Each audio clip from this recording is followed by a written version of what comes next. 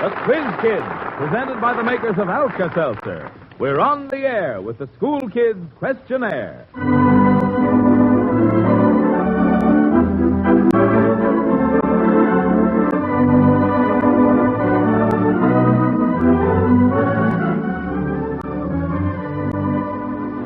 The Quiz Kids, 5 bright-eyed youngsters ready to start another difficult examination. Questions for the examination were selected by Sidney L. James of the editorial staffs of Time and Life magazines from among those you listeners sent in. The sender of each question used will receive a fine new Zenith portable radio within the next day or two. Each of the 5 children on tonight's program will be awarded a $100 denomination United States savings bond by the makers of Alka-Seltzer for his efforts tonight. And the 3 with the highest scores will be invited back next week. And now, the chief quizzer himself, Joe Kelly.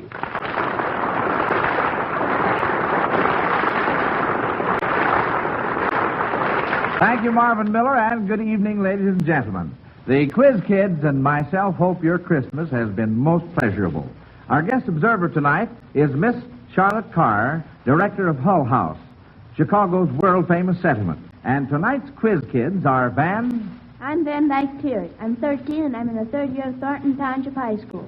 Joan? I'm Joan Bishop. I'm 14 years old, and I go to the Chicago School for Adults. Gerard?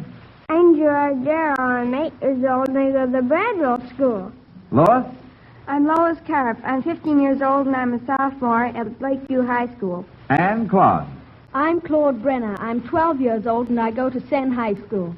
And by the way, friends, Claude was born in South Africa and lived there until just a year or two ago. And by the way, Claude, how did you like your Christmas here as compared with Christmas in Africa?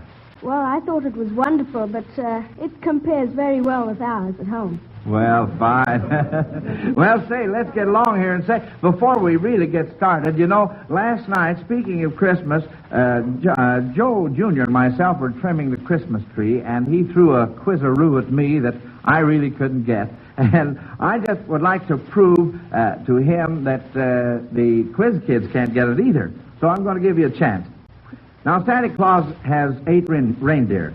And if they are hitched up to his sleigh in a straight line, one right behind the other, how many of them could say, I see at least 4 sets of antlers ahead of me? Now, remember, kids, the reindeer are in a straight line, one right behind the other. How many could say, I see at least 4 sets of antlers ahead of me? Van? Well, none of them, because they can't talk. Oh! That's right.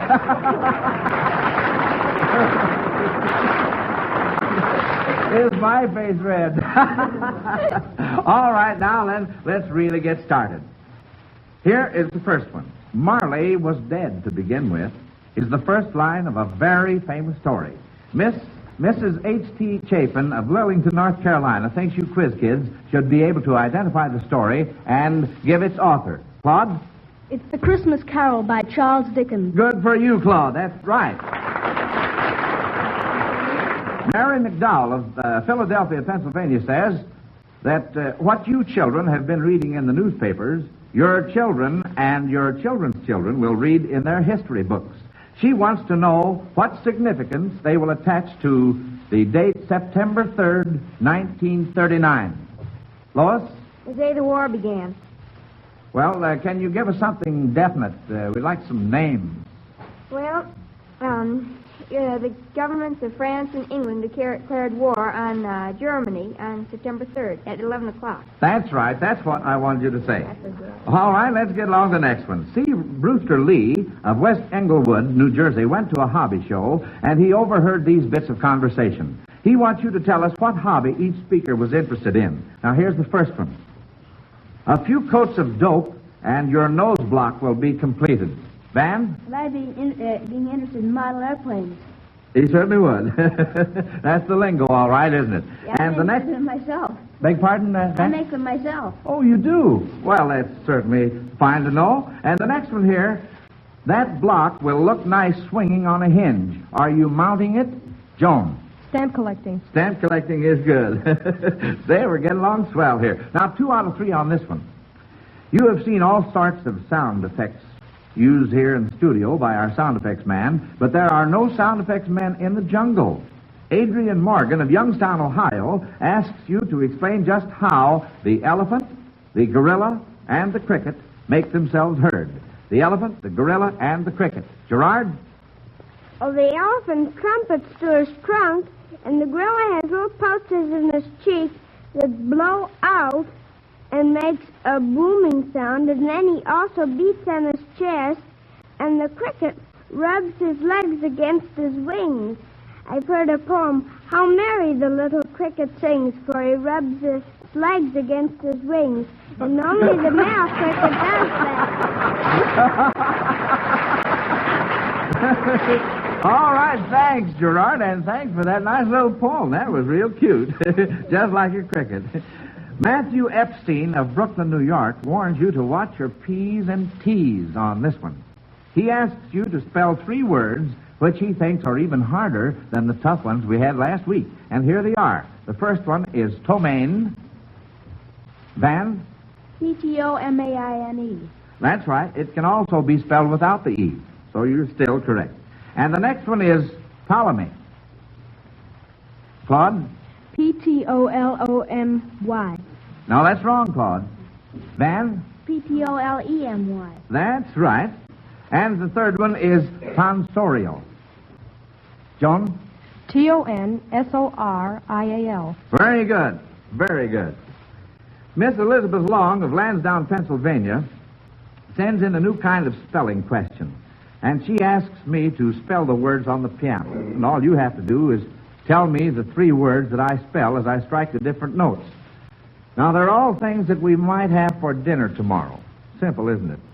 Very simple. But I'll bet we don't hear any coaching from the audience. Now, here's the first word. And listen closely. And just a second, I'll be over at the piano.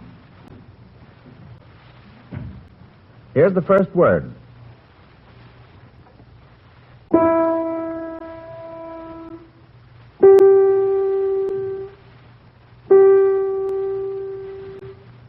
Claude? Egg. Egg is good. Good for you. All right, here is the second one.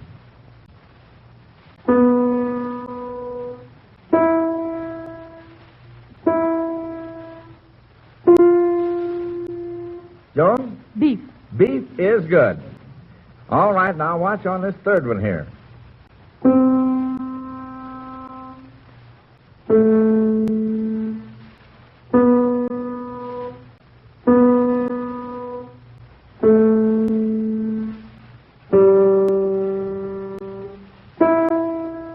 Joan? Cabbage. Cabbage is good. Hooray for you.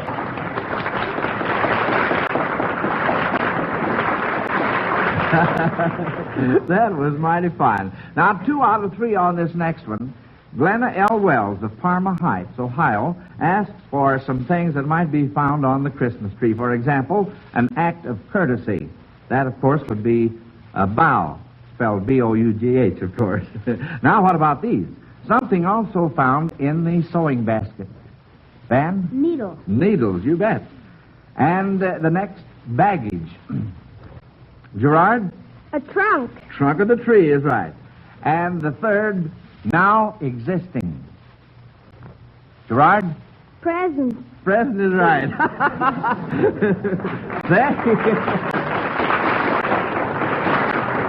We really took the old Christmas tree right down then. Now, not forgetting what this day is, Mrs. E.A. Schmidt of Oakland, California, wants to know why Dutch children, when expecting St. Nicholas, put their wooden shoes by the fireplace and fill them with hay. Lois? Well, I don't know about the custom exactly, but I think it's because a wooden shoe could serve as a manger if a baby was placed in it. Of course, it's too small. Well, that's hardly the answer. Gerard? Well, it's because the children fill them with hay because St. Nicholas is supposed to come on a white horse on the night of December the 5th. And on December the 6th is St. Nicholas Day. And they fill their shoes with hay so that the St. Nicholas's white horse will have something to eat. And St. Nicholas takes out the hay and puts in their presents. Well, Gerard, you've told me everything.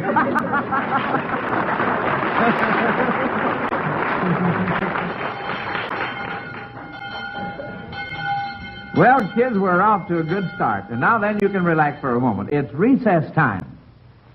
Christmas Day is almost done, but Christmas week has just begun.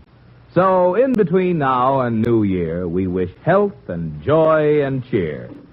Now, Dad, remember, Junior's train was given to him, not you.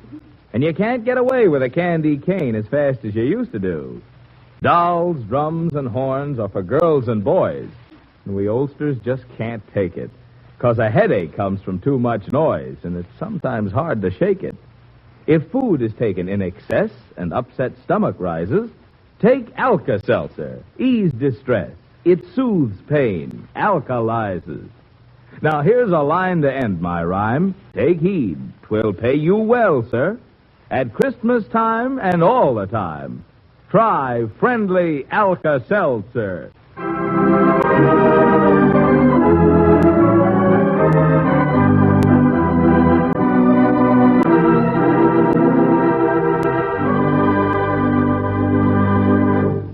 Ladies and gentlemen, you are listening to the Quiz Kids, presented by the makers of Alka-Seltzer. Questions are sent in by you listeners. The sender of each question used receives a new Zenith portable radio with patented built-in movable wave magnet. This fine set will operate on its own self-contained batteries or on your electric light circuit and will work perfectly not only in your own home, but out of doors, in your car, in trains, in steel buildings, and under other ordinarily difficult conditions. We reserve the right to reword questions, and if like questions are submitted, the first received will be used. All questions become the property of Quiz Kids. Mail your questions to the Quiz Kids, National Broadcasting Company, Chicago. Quiz Kids, National Broadcasting Company, Chicago. May I remind you, too, that you can have fun playing a new question game, Beat the Quiz Kids, now appearing in many local newspapers. Well, kids, here's the first report from the judges. So far, you haven't missed a single question. And your individual scores are Van, 60 points, Joan, 40, Gerard, 70, Lois, 20, and Claude, 30. And here is the next question. James E. Fraser of Rye, New York, is going to test your knowledge of physics. If, when you get up in the morning, you should open the door which separates your cold bedroom from the warm hall, and you should light a candle and set it on the threshold, which way would the flame point, and why? Van? Well, it would point out towards the warm room because the cold air would be going in there. Well, can you explain that a little? Well, the hot air, of course, being lighter for the volume than the cold air, would tend to rise. And the hot air in the one room would tend to go into the other room up near the ceiling, while the cold air would go into the other room near the floor. And therefore, the flame would be blown towards the hot room. That's very good, Van. Thanks a lot. Now then, Marcella Festa of Philadelphia, Pennsylvania, reminds us that next week is New Year's, and that we all should be taking inventories of ourselves to see what New Year's resolutions we should make. He wants to know what resolutions you kids think you should include on your list. Joan? Well, I'd like to read one good book every week. Well, that's a good resolution. I'm sure you can keep that up. Is there anything else you'd like to put on your list? Well, that's about all. Well, you're certainly making it easy for yourself. Claude? Well, I'd like to keep up my good marks in school. Well, I think that is a very good one. Yes, Sir Claude. Let's see now, Van? Well, that's about what I was going to do. I was also going to resolve to see if I could answer more questions on the Quiz Kids. That's the best one yet.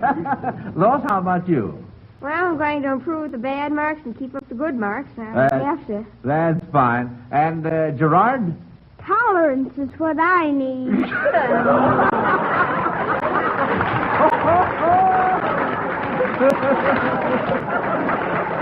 Well, all right for you sometimes, Gerard, but then sometimes I need it too.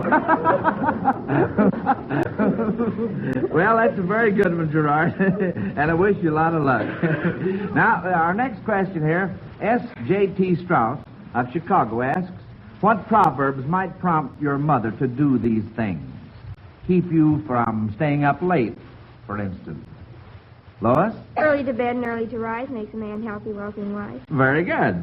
And What proverb might prompt your mother to keep you from, ask you to run to her the minute you tear your clothes? Claude? A stitch in time saves 9. It certainly does. And the next one, insist that you spend only part of your weekly allowance on things you like to buy. Van? A penny saved is a penny earned. That's very good. Now, that was too easy, I'm afraid, kids. Let's see if you can give a couple of more proverbs or quotations about money. Claude? Penny wise, pound foolish. Very good. Gerard? He who steals my purse steals trash, but he who filters from me my good name enriches himself not, but leaves me poor indeed. That is from William Shakespeare. It certainly is, Gerard, and that's marvelous. And then, of course, there's money makes the world go round, and money makes the mare go, and ere you consult your fancy, consult your purse. And, just a lot of them. Miss Henrietta Bryson of Salt Lake City, Utah, wants to take you on a vacation trip to 3 United States dependencies. Now, she describes each dependency as follows, and you are to identify at least 2 of them. The first is without a natural supply of fresh water. Without a natural supply of fresh water. And it's a United States dependency. Lois? I think they're on Howland Island in the Pacific. I don't think, I understand that the Pacific is all around that, and that's salt water, and they can't use it unless they distill it. Well, there's another one that's more familiar to everybody. We'd like to have that one, Lois. Well, I don't know what that is then. Gerard? Out on the hot desert. Well, yes, of course, we're talking about islands, United States dependencies. Well, the answer to the first one is the Midway Island. That should be very familiar to you. All right, let's take the next one. The second, no private individual is allowed to own land. Lois? Canal zone. That's very good. Well, you made up for the other one, didn't you? Mm-hmm. And the third one, the third has a coastline that exceeds the length of that of the entire United States. Lois? I think it's Alaska. No, that's wrong. Claude? Could it be the Philippines? That's right. That's correct, Claude. Thanks very much. Mrs. Winifred H. Bennett of Portland, Maine, suggests that you kids probably have playmates named Jack, Bob, Harry, and Bill. She wants you to use each of these names in a sentence as a verb. Now, for example, the snipers will harry the enemy. Harry meaning to plunder, annoy, vex. All right, Claude? Well, the 2 lovers, Build and Cood. That's right. That's a good one, Claude. We can't keep the romance angle out, can we? All right, Joan. What were the others? Bob? Bob and... The children Bob for apples. That's good. And now we have Jack left. Gerard? Well, you can jack the car. You sure can. And it's a good thing to have one, too, if it's needed. Well, that takes care of that one, kids.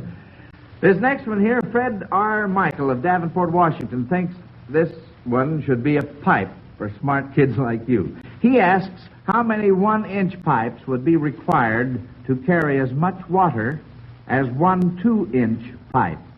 Van? Well, before 1-inch pipes need to carry the same as a 2-inch pipe under similar circumstances, of course. That's very, very good, Van. I didn't think any of you kids would get that one. Miss Dorothy Siglin of Edgewood, Rhode Island, has squeezed 3 literary characters into the following 3 lines, and she thinks you should be able to identify them. Now, listen closely. 2 out of 3 on this one. Who raked the meadow sweet with hay? Dan? Maud Muller on a summer's day. That's correct. Maud Muller on a summer's day raked the meadow sweet with hay. Now then, who pourest a full heart in profuse strains of unpremeditated art? Claude? Well, maybe that could be Eurydice. No. Who pourest a full heart in profuse strains of unpremeditated art? Well, let's take the next one. Let you think about that one. Whose eyes have all the seeming of a demon's that is dreaming? Whose eyes have all the seeming of a demon's that is dreaming? Now, that should be very familiar to you boys and girls. Well, the second one, Van, you were going to say... Well, it might be Frankenstein's monster. No. The second one would be, who pours a full heart in profuse strains of unpremeditated art, would be the Skylark in the poem To a Skylark by Shelley. And whose eyes have all the seeming of a demon's that is dreaming would be the Raven in the poem The Raven by Edgar Allan Poe. Quote, the raven, nevermore, unquote. Yeah. Zara Marie Boyer, I had to get that in there, unquote. Zara Marie Boyer, Belcart, Indiana, waxes poetical to ask you this interesting question. You are to identify these Catherines, 2 out of 3. 3 Catherines in history have earned much fame. One ruled her country, and her husband, Peter, was his name. The second had reason to fear London's famous tower, while the third served poisoned potions to pass an idle hour. Van? Well, let me hear the first one again. I'm not sure about it. One ruled her country, and her husband, Peter, was his name. That would be Catherine the Great. That's right. All right, how about the second one? Claude? Well, the second one would be Catherine, Henry VIII's, one of Henry VIII's wives. That's correct. And what was the third one? And the third one? While the third served poisoned potions to pass an idle hour. Would that be Macbeth? No. While the third served poisoned potions to pass an idle hour. Well, you've gotten 2 out of 3, so that's all that's necessary, boys and girls. Sorry to interrupt, Joe, but once more, Father Time has caught up with you. Well, thanks, Marvin. Kids, the judges will have the final scores in just a moment.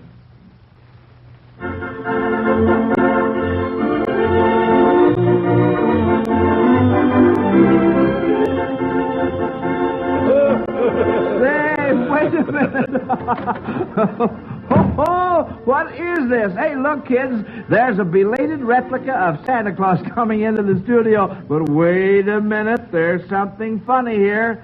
Come on out from behind those whiskers, Marvin Miller, and let's have an explanation of this Santa Claus business. Well, all right, Joe, wait till I take them off. You see, it's this way, Joe. I really feel like Santa today. I've got a free gift for every single person listening. Now, even Santa Claus can't do better than that. And I'm going to tell the folks about it or know the reason why. Well, that's all right, Marvin, and we're mighty glad you did remember all of our listeners. So, fire right ahead. It's the new 1941 Miles Weather Calendar, a token of appreciation from your friend and ours, your druggist. And there's a free copy waiting for every one of you. Now, I know thousands of you are already familiar with these famous Miles Weather Calendars, for they have been published by the makers of Alka-Seltzer for years. And I know you'll want to get your new 1941 edition. This new 1941 Miles Weather Calendar shows all the holidays and church days. It gives the moon phases and the sunrise and sunset times for each day. It indicates best fishing dates and planting dates for flowers, as well as for farm crops of all kinds, and contains a host of other helpful information. You'll find a great many uses for this new calendar throughout 1941. It is printed in attractive colors. All dates and figures are large enough to be read easily from across the room. And remember, this calendar is free. There's positively nothing to buy. You just go to your druggist and ask him for the new 1941 Miles Weather Calendar. He'll be glad to give it to you. But be sure you get your copy right away. Do it before his supply is exhausted. The new 1941 Miles Weather Calendar. Free from your druggist.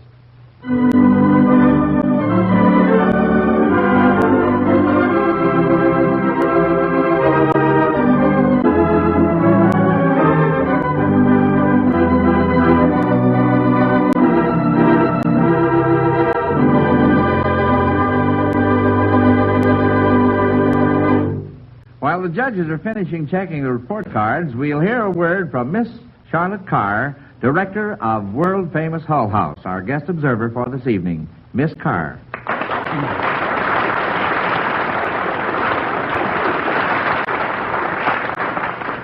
Thank you, Mr. Kelly, and thank you, Quiz Kids, for one of the most pleasant half hours I have ever had. With your amazing knowledge and your lovable personalities, you are bringing pleasure and entertainment to thousands, and you're having a perfectly grand time doing it. I sincerely believe that in addition, you are doing all children a real service. You are making adults aware of the truly great things that boys and girls can do if the opportunity is provided them. Every day at Hull House, I work with children. These children and others throughout the nation have potentialities for great and useful lives. Many of them, however, will be lost to the world through economic privation. Quiz Kids, it's my hope that in your accomplishments, we adults will see our responsibility to provide to children everywhere the opportunity to develop to the fullest whatever capabilities and talents they may have. Thank you, Miss Carr. Well, kids, the judges have finished their deliberations. You missed only one question tonight, and the individual scores placed Van first, Gerard second, and Claude third. So you three, I'll see back next Wednesday night. You all were excellent students tonight, and I take pleasure in presenting all five of you, in behalf of the makers of Alka-Seltzer, these $100 denomination United States savings bonds. We hope you will be able to make good use of them in furthering your education.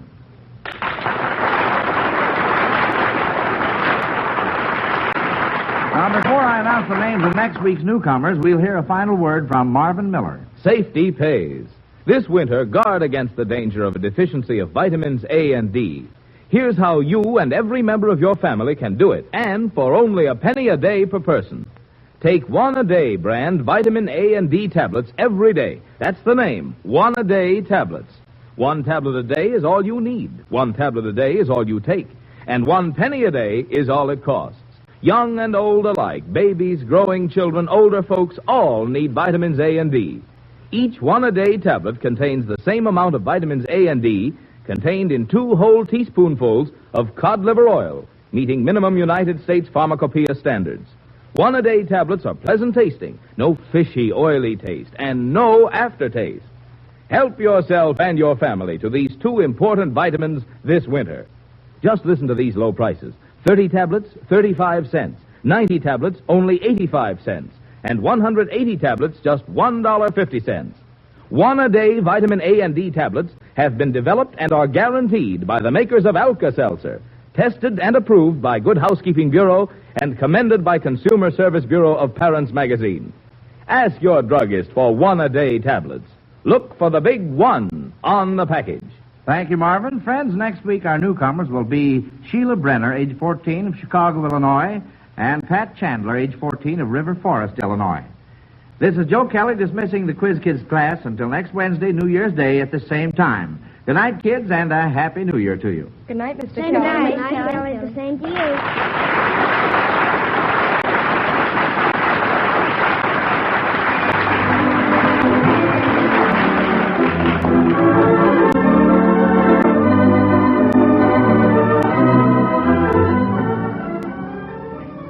Listen again next Wednesday night to the Quiz Kids.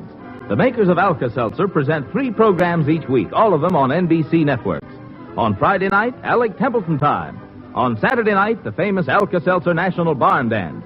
And next Wednesday night again, the Quiz Kids. For interesting variety and entertainment, listen to the Alka-Seltzer shows. Marvin Miller speaking. This is the National Broadcasting Company.